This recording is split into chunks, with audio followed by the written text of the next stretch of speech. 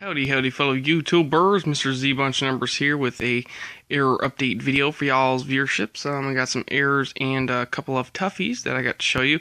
Was gonna do a two-part video, so I'm gonna go ahead and get this out to kind of follow up my last video. And the first car you see is not really so much of an error, but these T-buckets tend to very commonly have the engines pop out of place. They just clip in. So if you see something like this, it's still something decent. I mean, it's interesting, but not necessarily an error, just more so a poorly designed casting. So, anyways, it's one of those things where if you see it for $1, why not? And then, this one is missing the rear wheel color. And sorry for jumping right into this video. It's just I got so much to update that I'm going to try to pick it up.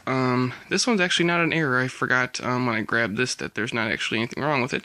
So I'm going to go ahead and skip through it, but it's just a cool casting, so I picked it up.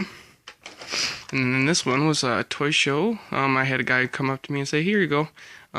Here's $1. You know, take."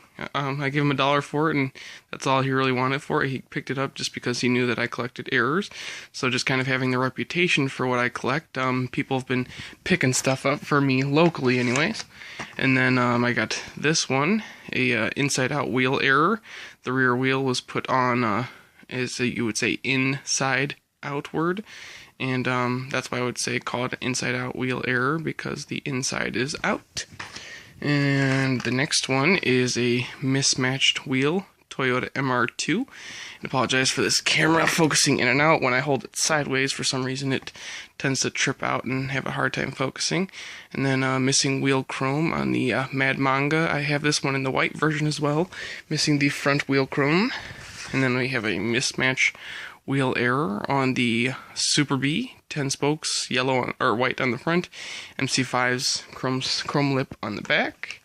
Then I got a couple of Datsun. One is a error and the other not. Obviously the bottom one being the error, but it's not a unspun, and it's not your typical miss punch in the sense that it wasn't off-centered. It was just that there's the wrong windows inside of this thing that prevented the car from being able to go down correctly. So when it went to try to hit it, it just jacked it up and couldn't do the job. But the front actually is riveted, so that's unusual. Then I have a no tampo on the Ryura LX. I also have seen the orange one and a couple others, so I hope to pick up the different color variations of that error with the no tampo. I like to pick up sets. It's kind of cool. And then this is a reversed interior. If you look in there, you can see the little C shape towards the doorknob on the door there. That's because that is the dash piece you're seeing at the back of the cabin area. So that is a reversed interior Mustang 302.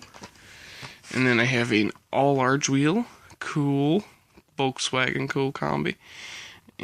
Got two of those. One is the non-superized version of the Combi Super. That's all large wheel. Then I have this paint / all small wheels error, prototype H24. Then this one will be probably a pain to show. Oh, cool, I got it in focus right away. You'll see the base coat in the middle, and then the base coat in front of the left front wheel.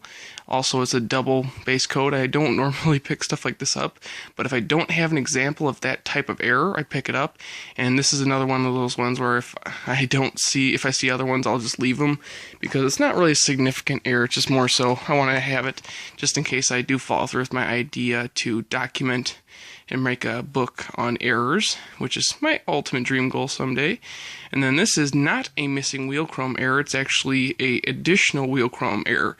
The chrome is not the color, or is not what's supposed to be on there. It's supposed to be black. So the rear wheels are incorrect on that funny car.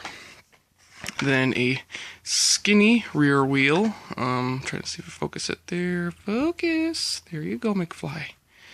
There you go, so it's a skinny rear wheel, carbonic, terrible casting, cool variation / error. Then I got mismatched wheel Mustang on the Shelby GT500 67. It's actually got a little bit of a defect to the wheel as well. There's like a fiber that's stuck in it, and it's all funky looking like it melted. And then this is a error that I found recently on the pegs. You know, you look at it and you say, what's wrong with it? There's nothing really that fancy. Well, it's not supposed to have two different color wheels. It's supposed to be yellow front and back, but that green is a rogue wheel from that new fantasy bulldozer casting. Not sure what the name of it is, but those of you who are more knowledgeable on new stuff can point that out to me. But yep, it's supposed to have all yellow, but it's got that green on there. And then a couple of errors that I've had for a while and haven't gotten around to YouTube to update lately. But this one is a super painted 69 Camaro with the regular tires. Since they're all plastic chassis, there's no way to say if that's actually a super or regular chassis. So, but it is the super paint with regular decos. Looks very sweet because the normal is like a black metallic, and this is that kind of black Spectra Flame, no metallic in it. And then got this in a multi-pack, or no, this is a single-pack car. Actually spilled milk on the card. Oops, no use in crying over spilled milk. So I just opened it. But the cool thing about this one is I almost put it back on the pegs. Both rivets are painted black, which is very unusual because usually the painting process involves them putting them on a peg to paint them. So one rivet's usually unpainted. So when I looked at the bottom, I almost overlooked it because it looked like it was spun, but it's actually not. I'm not going to take it out of the package for now just because it's taped on there, but maybe in a future video I'll take apart all my unspuns and just throw them in a pile so you can see that I'm not BSing you on the fact that those are unspuns. And then this one was obviously an exclusive. It's an unspun, and I've found there's probably been 3 or 4 of these unspun Mustangs found like this, so if you see these white ones, check them for unspuns, because it seems like they're having quite a few that are like that. So anyways, got that unspun.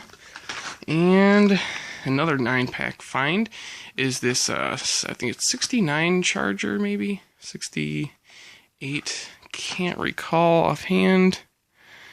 And it is a 69 Dodge Charger. I feel bad for not knowing that. I feel kind of dumb. But anyways, got this in a 9-pack unspun. Very coolio. And let's see, I'll go with the card error. Got this RGB error. It's where the colors are not aligned up properly in the printing process. So it gives it that funky, groovy look to it. And the price tag says Skaggs Alpha Beta. Very interesting store name. And that is one of those types of errors I've only seen one other example of. So if you have an error like this, please do share. I'd love to see it. And then a couple RLC pickups, nothing fancy, but I actually am a member of the RLC, so I've been picking up almost every release in multiples, but I've decided not to go multiples in the recent just because I'm not going to sell anymore. I'm not going to bother with it. It's not worth it. But I just want to get back to enjoying it for the simpleness of it, and don't like the comments that I've gotten from people about selling them. And it's not that I'm letting people control what I do, but I'm just getting to enjoy the hobby. If I get multiples, I'll share the wealth with people who I'm friends with and want to take care of. That's what the hobby's about. And if you can make a little bit of money here and there, there's no beef on that. But yeah, I won't get off on that subject, but just one of those subjects that people like to whine about. But you know what? It's America. You can buy what you want, do what you want. Just be decent. That's all we ask. Just be decent. Anyways, this is a card error, and this part was actually cut out, but it was still left in the dump bin, so it was partially hanging onto this card, and it had fallen off when I went to pick it up. So I actually kept it and bought it, and put that piece back in there and put it in a protector pack. So it just goes to show you how these are trimmed before actually being carded and sent off. But that's what they look like. It's kind of cool to see that little piece. I've actually seen those pieces of trimmings stuck in the blister. So if you see something like that, let me know, because I'm actually kind of looking for something like that. And then an awesome score off of the eBay from the original owner. I got these 2 rumblers plus a few others and some miscellaneous parts for $80. That bone shaker alone is twice the investment there, but it's not about the money. It's just the fact that this is a bike that I've been looking to get, but you need to get that expensive stuff. It's not everyone has the big bucks to dish out on it, but no beefs to anybody who does have the money to do it, because you earned it. But being on a budget, you gotta look for deals, and just got lucky enough to find a deal on those too. And then the last car I ponied up for.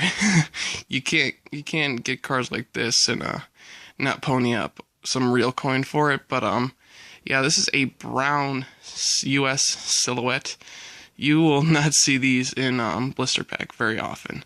But yeah, I picked that up for too much, but it's still, you know, to have something like this, it's like, it's just a crowning piece in a collection. Other than my blue BP charger that Cinderella or Mrs. Z got for me, this one's got to go pretty close to the top. So as far as rarity goes, it's my rarest car now. But yeah, sentimentally, it's not my favorite, but you know, that's how it goes. Anyways, this has been a long enough video at 10.5 minutes. So thanks for watching. Peace until my next update.